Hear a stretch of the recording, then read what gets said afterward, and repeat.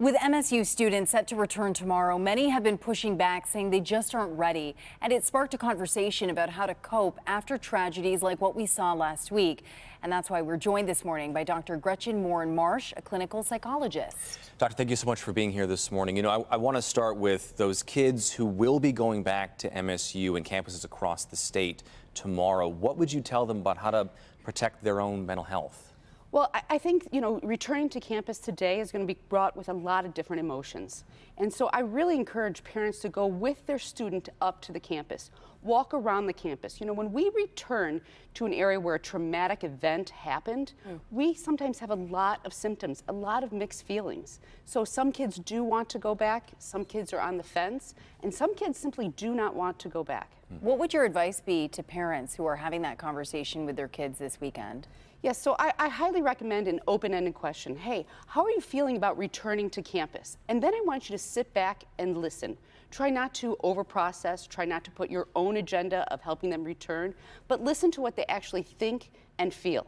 And they'll tell you, you know what, I'm excited to head back, or you know what, I don't know, Mom, I'm feeling anxious about it. What can I do? What would my safety plan be? And some students are feeling, this week is not it for me. I do encourage parents to really support their students in returning back to normal activities, like a routine. I was going to say, too, sometimes kids will want to tell their parents that, yeah, I want to go back, even if they might not. So what would you tell a parent who thinks their kid might not be on the level about some of this? So I would say keep aware of your symptoms. You know, we know that certain symptoms kick in when traumas are experienced. People have sleep disturbance or eating disturbance.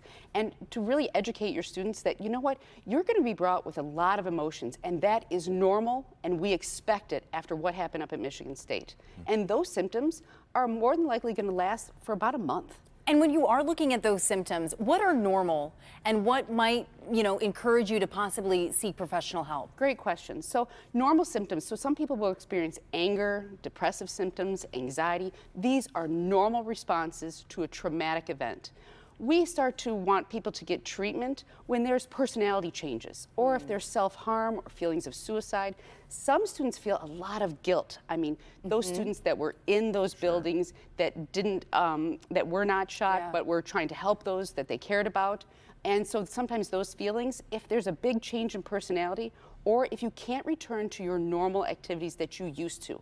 But remember, keep in mind, traumatic experiences take about a month to process. Okay. And the majority will bounce back. Yeah, and there are a lot of options and resources for folks. I do believe we've got a list of those here. Counseling, free counseling for students on campus. They're heading back today or tomorrow for that campus cleanup. Dr. Gretchen Marsh, thank you so much for being here with us this morning. Really appreciate it. Thank you so much for having me.